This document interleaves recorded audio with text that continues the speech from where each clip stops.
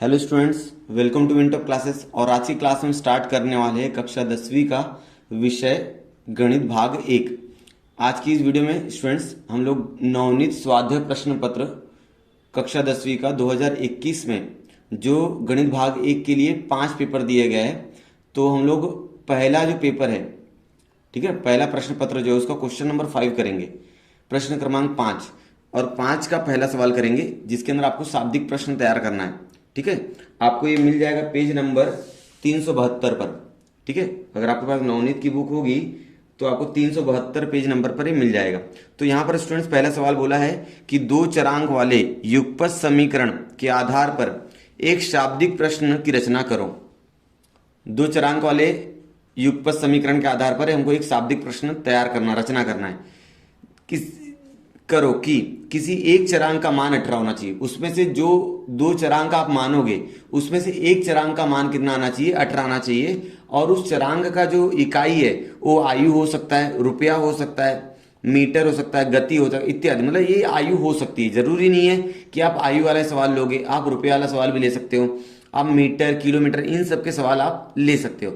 ठीक है, तो हमको यहाँ पर एक प्रश्न तैयार करना है दो चरांकों का इस्तेमाल करके, जिसके अंदर एक चरांक का मान हमको 18 आना चाहिए। ठीक है, तो स्टूडेंट्स यहाँ पर सबका प्रश्न अलग अलग हो सकता है। इस तरह के प्रश्नों को मुक्तोत्तरी प्रश्न कहते हैं। क्या कहते हैं स्टूडेंट्स? मुक्तोत्तरी प्रश्न। मुक्तोत्तरी प्रश्न में सबके प्रश्न अलग रहेंगे और सबका उत्तर भी क्या रहेगा? अलग अलग आएगा। चलिए, तो मैंने यहाँ पर एक प्रश्न तैयार करके रखा हुआ है कि माना राम और श्याम की वर्तमान आयु का योग। देखिए प्रश्न क्या हमारे पास, पहले हम लोग इधर लिखेंगे हल। हल में सबसे पहले आएगा प्रश्न, राम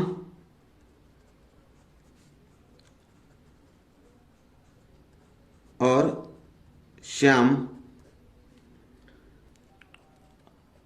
आयु का योगफल 30 वर्ष है। ठीक है, यहां पर राम और श्याम दो भाई हैं, या तो आप बोल सकते दो व्यक्ति हैं जिनकी वर्तमान आयु का योगफल कितना है? 30 है। अब 2 वर्ष बाद, 2 वर्ष बाद राम और श्याम की आयु, राम और श्याम की आयु का अनुपात, 2 वर्ष के बाद राम और श्याम की आयु का अनुपात 10:17 होगा तो उनकी वर्तमान आयु ज्ञात करो। ठीक है स्टूडेंट्स, ये आपका प्रश्न मैंने तैयार करके रख दिया। ठीक है, अब यहां पर राम और श्याम दो भाई हैं, तो दो व्यक्ति बोल सकते हैं जिनकी वर्तमान आयु का योगफल 30 है। 2 वर्ष के बाद राम और श्याम की आयु का जो अनुपात होता है वो 10 अनुपात कितना हो जाता है? 17 हो जाता है। 10:17 नहीं, 10:7 लीजिएगा। ठीक है, 17 नहीं आया, 10:7 होगा तो उनकी वर्तमान आयु ज्ञात करो। चलिए हल करते इसको। तो कैसे करेंगे स्टूडेंट्स? इसको हल भी करना है। माना राम की वर्तमान आयु बराबर x वर्ष। ठीक है, इसी प्रकार श्याम की वर्तमान आयु कितनी हो जाएगी? श्याम की वर्तमान आयु कितनी हो जाएगी स्टूडेंट्स? y वर्ष। अब पहली शर्त के अनुसार, पहली शर्त में क्या बोला था उसने? दोनों की आयु का योगफल 30 है। तो हम लोग लिखेंगे पहली शर्त के अनुसार, पहली शर्त के अनुसार क्या हो जाएगा कि दोनों की आयु जोड़ दीजिए, x + y बराबर 30। ये आपकी पहली शर्त हो गई। ठीक है, अब 2 वर्ष बाद दोनों की आयु का अनुपात 10:7 हो जाता है। तो लिखेंगे 2 वर्ष बाद, 2 वर्ष बाद राम की आयु, पहले निकालते 2 वर्ष बाद राम की आयु कितनी रहेगी? x + 2 वर्ष। 2 वर्ष बाद श्याम की आयु कितनी हो जाएगी स्टूडेंट्स, y प्लस 2 वर्ष। समझे ना, क्योंकि उनकी वर्तमान आयु 2 साल क्या करो जोड़ दोगे, बाद बोला है ना। चलिए अब दूसरी शर्त क्या बोल रही है हमको, दूसरी शर्त के अनुसार, दूसरी शर्त के अनुसार क्या हो जाएगा कि दोनों की अनुपात निकालते हम लोग, तो x प्लस 2 बटे वाई प्लस 2 बराबर 10 बटे कितना हो जाएगा स्टूडेंट 7।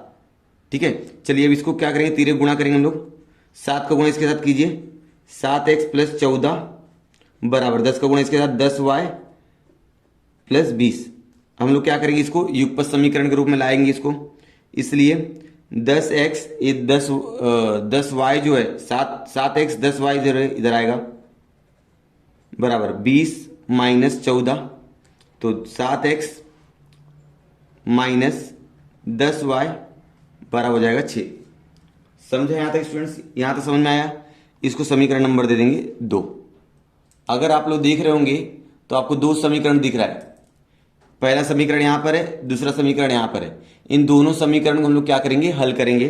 तो मैं क्या बोलता हूँ, समीकरण 1 में और y में, 1 और 2 में, दोनों में देखो x और y 2 चरांक है। अगर आप लोग देख रहे होंगे, अगर इस समीकरण को हमको हल करना है तो यहाँ पर युगपत समीकरण हल करने के लिए किसी एक चरांक का गुणांक समान होना चाहिए। यहाँ पर y का जो गुणांक 10 है, यहाँ पर y का गुणांक कितना है, 1 है। तो हम लोग क्या करेंगे, समीकरण 1 में 10 से गुणा करेंगे, तो 10 से गुणा होने पर 10y हो जाएगा यहाँ पर, और बाद में इससे जो नया समीकरण बनेगा 3, जिसको 3 नंबर देंगे, उस 3 और 2 को क्या कर देंगे हम लोग जोड़ देंगे, तो हमको x का मान आ जाएगा, y का विलोपन हो जाएगा। तो मैं क्या लिखूंगा स्टूडेंट्स, समीकरण 1 में 10 से क्या करने पर, गुणा करने पर, समीकरण 1 में आप 10 से गुणा करोगे करने पर, तो क्या हो जाएगा स्टूडेंट्स, समीकरण 1 10x प्लस 10y बराबर कितना हो जाएगा, 300 हो जाएगा। इस समीकरण नंबर हो जाएगा 3। अब अगर आप लोग देख रहे हो समीकरण 2 और 3, तो y का गुणांक दोनों में समान है, तो दोनों का चिन्ह अलग अलग है, तो जोड़ देंगे। ठीक है, चलिए आगे के स्टेप देखते हैं। स्टूडेंट्स क्या लिखेंगे, समीकरण 1 और समीकरण 2 और 3 को जोड़ने पर क्या लिखेंगे, समीकरण 2 और 3 को जोड़ने पर, समीकरण 2 क्या था हमारे पास, क्या था स्टूडेंट, समीकरण 7x माइनस 10y बराबर 6, और दूसरा समीकरण नंबर जो 3 था वो आपके पास था 10x प्लस 10y बराबर 300। ठीक है, अब दोनों को जोड़ रहे हो तो जोड़ते समय कोई चिन्ह बदली नहीं होता है, ये पूरा कट गया, उधर हो जाएगा 17x और यहाँ पर हो जाएगा 306। यहाँ पर x का मान निकालेंगे स्टूडेंट्स, क्या आएगा 306 बटे 17। अगर आप 306 को 17 से भाग दोगे तो 17 से कटेगा, 17 एकम 17, कितना बचेगा स्टूडेंट्स, 13 बचेगा। 17 8 136 होता है, तो x का मान कितना आ गया, 18 आ गया। ठीक है, तो आगे ना किसी एक चरांक का मान 18, हमारे समीकरण में बोला था ना कि 2 चरांक का उपयोग करके युगपत समीकरण तैयार करना है जिसके अंदर एक चरांक का मान 18 होना चाहिए, आ गया। तो अभी x का मान, अभी हम लोग क्या करेंगे, x बराबर जो 18 है वो कोई भी एक समीकरण में रख दीजिए आप, समीकरण जो 1 था ना आपका, 1 में रखने पर, समीकरण 1 क्या था स्टूडेंट्स, x प्लस वाई बराबर 30 था, तो वहां पर 18 रखेंगे, x की जगह 18 रख दिया मैंने। y का मान आपको निकालना है, ये 18 यहाँ प्लस में इधर जाए क्या हो जाएगा माइनस, 30 में से 18 जाएगा स्टूडेंट्स, कितना आएगा, y बराबर हो जाएगा 12। ठीक है, अभी आपने x किसको माना था, राम को, y किसको माना था आपने, श्याम को। तो उत्तर लिखेंगे स्टूडेंट्स, उत्तर में क्या आएगा, राम की वर्तमान आयु बराबर 12 वर्ष है, और श्याम की वर्तमान आयु कितनी हो जाएगी स्टूडेंट्स, श्याम की वर्तमान आयु बराबर, सॉरी, राम की वर्तमान आयु हमने x माना है तो 18 वर्ष हो जाएगी, और श्याम की वर्तमान आयु हमने y माना था 12 वर्ष हो जाएगी। ठीक है, अब दोनों की आयु का योगफल करेंगे, 30 मिल जा रहा है ना। तो इस तरह से हमारा प्रश्न क्रमांक 3 का पहला सवाल हो चुका। अब अगला सवाल करते हैं। आपके सामने दूसरा सवाल यहाँ पर है नीचे दी गई प्रवाह तालिका की सहायता से वर्ग समीकरण एक्स स्क्वायर प्लस 2 करनी में 2x माइनस 6 बराबर 0 को सूत्र विधि से हल करना है। यहां पर ये वर्ग समीकरण हमको मान ज्ञात करना है, लेकिन कौन सी पद्धति से? सूत्र विधि से। तो यहां पर किस प्रकार से हल करना आपको दिया गया है, देखिए। सबसे पहला स्टेप है, दिए गए वर्ग समीकरण को वर्ग समीकरण के मानक रूप से तुलना करके ए, बी और सी का मान ज्ञात करना है। मतलब जो समीकरण दिया है उसका मानक रूप से तुलना करेंगे, ए का मान, बी का मान और सी का मान ज्ञात करेंगे। उसके बाद जब ए, बी, सी का मान हमारा आ जाएगा तो उसके बाद बी स्क्वायर माइनस 4ac का मान ज्ञात करेंगे। इसके बाद वर्ग समीकरण को हल करने के लिए सूत्र लिखो। फिर वर्ग समीकरण को हल करने के सूत्र क्या है? माइनस बी प्लस माइनस करनी में बी स्क्वायर माइनस 4ac है ना फॉर्मूला, वो फॉर्मूला लगाएंगे। इसके बाद सूत्र में मान रखकर मूलों को ज्ञात करो। आपको सूत्र में ए की जगह ए का मान, बी की जगह बी का मान, सी की जगह सी का मान रखो और उनके मूल ज्ञात करो। मूल ज्ञात करो मतलब उनका हल ज्ञात करो। ठीक है स्टूडेंट्स, तो आपने वर्ग समीकरण देख लिया। क्या है आपके पास? एक्स स्क्वायर प्लस 2 करनी में 2x माइनस 6 बराबर 0। इस वर्ग समीकरण को सूत्र विधि से हल करना है। तो चलिए इसको हल करते हैं। वर्ग समीकरण लिखते हैं, हल करते हैं। यहां पर हल वर्ग समीकरण क्या है हमारा वर्ग समीकरण? देख लीजिए स्टूडेंट्स, आप लोगों का बुक होगी तो एक्स स्क्वायर प्लस 2 करनी में 2x माइनस 6 बराबर 0, ये हमारा वर्ग समीकरण दिया है। अब इसको उसको मानक रूप से तुलना करेंगे। एक्स स्क्वायर प्लस 2 करनी में 2x माइनस 6 बराबर 0 का वर्ग समीकरण मानक रूप क्या होता है students? A X square plus B X plus C बराबर 0 से हम लोग क्या करेंगे? तुलना करने पर, तुलना करने पर जैसे आप तुलना करोगे स्टूडेंट्स तो मुझे बताइए ए की जगह कौन आ रहा है? यहाँ पर ए की जगह 1 आ रहा है, बी की जगह कौन आ रहा है? यहाँ पर 2 करनी में 2 आ रहा है, सी की जगह कौन आ रहा है? यहाँ पर माइनस 6 आ रहा है। तो लिखिए आप लोग ए बराबर 1, बी बराबर 2 करनी में 2, सी बराबर माइनस 6। ये आपने तुलना करके लिख दिया। ये आपका पहला बॉक्स हो गया। इसके बाद क्या बोला था? बी स्क्वायर माइनस 4ac का मान ज्ञात करो। चलिए निकालते हैं। अब बी स्क्वायर माइनस 4ac, तो बी का मान हमारे पास 2 करनी में 2 का स्क्वायर माइनस 4 गुणे ए का मान हमारे पास 1 है, सी का मान माइनस 6 है।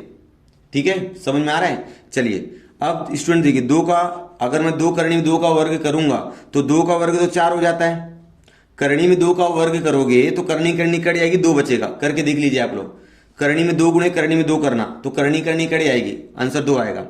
या माइनस माइनस कितना हो जाएगा? प्लस 4 से कितना हो जाएगा स्टूडेंट? 24। तो यहां पर हो जाएगा 2 चौक 4 दूना 8, 8 और 24 कितना हो जाएगा स्टूडेंट? 32। तो हमारे पास बी स्क्वायर माइनस 4ac का मान आ गया हमारे पास। कितना आ गया स्टूडेंट्स? 32 आ गया। ठीक है, चलिए अब आगे करते हैं। आगे क्या बोला है? वर्ग समीकरण को हल करने के लिए सूत्र लिखो। अब हम लोग सूत्र लिखते हैं। तो यहां पर स्टूडेंट चरांक क्या हमारे पास? x है, तो हम लोग लिखेंगे x बराबर माइनस बी प्लस माइनस करनी में बी स्क्वायर माइनस 4ac बटे 2a। ये हमने सूत्र लिख दिया। ये क्या है स्टूडेंट? सूत्र। तो यहां पर लिख दीजिए सूत्र आप लोग। इसके बाद मान रखिए और मूलों को ज्ञात कीजिए। तो x बराबर हो जाएगा माइनस बी। बी का मान हमारे पास कितना स्टूडेंट? 2 करनी में 2 है, तो पहले माइनस लगा दी, बी का मान रख दिए, प्लस माइनस रख के बी स्क्वायर माइनस 4ac का मान है और 32 ऑलरेडी आया हुआ देखो यहां पर। तो यहां से उठा के 32 लिख दिया मैंने। 2 गुणे ए का मान हमारे पास 1 है। ठीक है, चलो अब आगे। x बराबर 2 करनी में 2 प्लस माइनस 32 का वर्गमूल होता है क्या स्टूडेंट्स? नहीं होता है, क्योंकि 36 का वर्गमूल 4 होगा तो 32 का नहीं है। तो जिसका वर्गमूल नहीं आता है तो उनको क्या कीजिए स्टूडेंट? 2 फैक्टर बनाइए, उसका 2 गुणनखंड ज्ञात कीजिए जिसके अंदर से एक गुणनखंड का वर्गमूल बाहर आना चाहिए। तो इसको हम लोग लिखेंगे 16 गुणे 2। 16 गुणे 2 कितना होता है? 32 होता है, और यहां पर 2 हो जाएगा। ठीक है, अब यहां पर x बराबर माइनस 2 करनी में 2 प्लस माइनस 16 का आएगा 4 बाहर, करनी में 2 बटे 2। क्लियर है यहां तक स्टूडेंट्स? अब चलिए सुनिए, x बराबर हो जाएगा हमारा 2 करनी में 2 कॉमन ले लो हम लोग। 2 करनी में 2 मैंने क्या किया? कॉमन ले लिया। यहां पर बचेगा माइनस 1 प्लस माइनस, बोलिए कितना बचेगा यहां पर? 2। ठीक है, चलिए अब देखिए यहां पर 2 बाहर आ गया, यहाँ पर स्टूडेंट 2 करनी में 2 बाहर लोगे तो एक करनी में 2 तो ऑलरेडी बाहर आ गया है, 4 में 2 बाहर आ गया तो 2 अंदर बचा हुआ है, सिंपल। तो यहाँ पर 2 2 क्या करो, कट कर दो। x का मान कितना आ जाएगा स्टूडेंट्स, करनी में 2। अब देखिए एक बार इसको प्लस में लिख दो, एक बार इसको माइनस में लिख दो। करनी में 2 -1 माइनस करनी में 2, तो इसका आंसर कितना आ जाएगा स्टूडेंट्स, x बराबर 2 में से 1 जाएगा 1, करनी में 2 आ जाएगा।